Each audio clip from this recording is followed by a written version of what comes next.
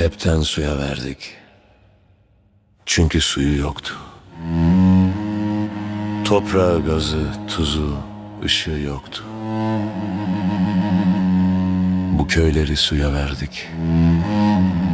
Eli, ayağı, tekerleği, kanısı yoktu. Ve atı, arabası yoktu. Birkaç kıl keçi, bir torba çökelik. Ve tulum peynirine hasrettiler. Ve de gavur içinde yesirdiler. Sanki çarıklarını yemiştiler. Gün olmuş ve dut kurusu, süpürge tohumu, haybedendi yaşamları. Ümmiydiler, gurbetçiydiler, gülmemişti hiçbiri. Ve soğuk asman pulurudur öz. Ve hune supayneyi zalbar. Ve pul ve gücü kıranı haskine. Hesinik hulmin kara pınar ecüzlü. Vahşin venk ve payamlı ve süderek. Haritadan silindiler bir sabah. Haritadan silindiler bir sabah.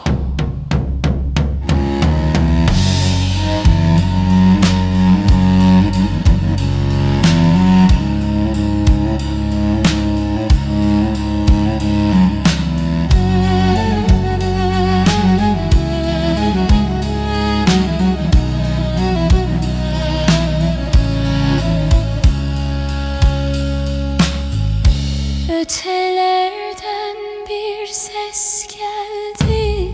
Efkar efkar vurdu dile. Yağmur oldu, döndü sele. Vay.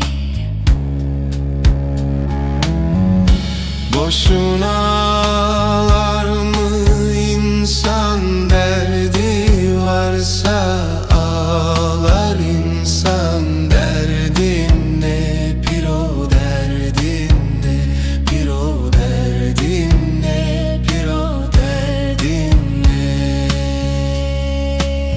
Vay vay vay vay vay. Bayrakları göndere çeken çocuklar. Aç bir destandır kan gölü gruplarda. Bir çocuk ağlar ağlar durur. Bir ana tandıra düşer kavrulur. Bir gelin parmağıyla deşer rahmini. Radyoda ince saz, ney Taksim. Büyür çetelerin hıncı, kent ince ince susar. Ve korku bir kahpe yaradır içerden işler. Vurur hançerini şah damardan ihanet. Satarsın ulan satarsın açılmamış gonca gülünü. Çeyizi var, yazması var. Derman derman sürdü tene. Yastığında dar tentene.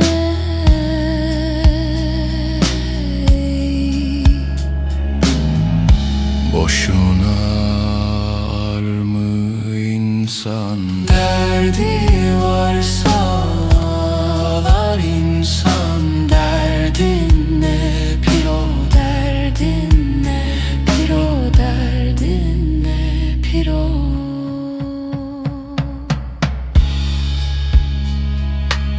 bütün yıldızlar üstüne düşer Dersim'in. Çeyizlik kızları en onurlu dilekleri tutar. Piro